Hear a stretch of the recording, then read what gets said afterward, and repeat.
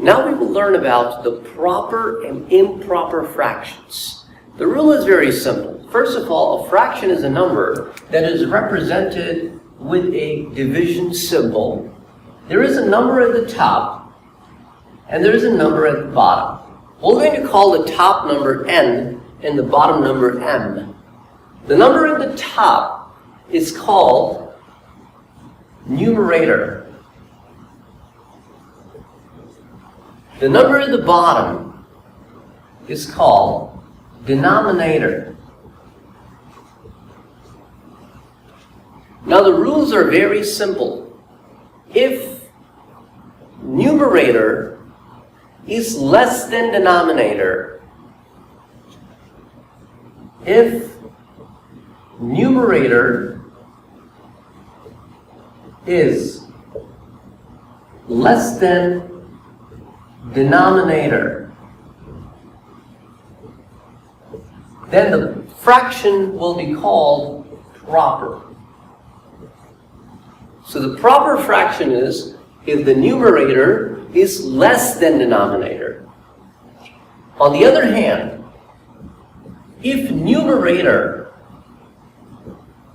is greater than or equal to denominator, then this will be called improper. Improper fraction. If the denominator is less than or equal to numerator, or numerator is greater than or equal to denominator, this is improper. Now let's have a look at some examples here. 3 divided by 5. The numerator is less than denominator, so if numerator is less than denominator, this is a proper fraction. Similarly, 17 over 100 is also a proper fraction because 17 is less than 100.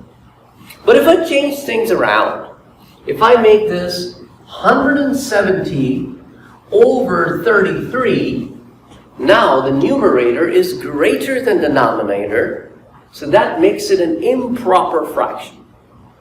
Also, 5 over 5, where numerator and denominator are exactly the same values, that also makes it an improper fraction. Yes, improper fractions can be reduced to a whole number. However, in some cases, like ratios, sometimes you may want to represent them in that form.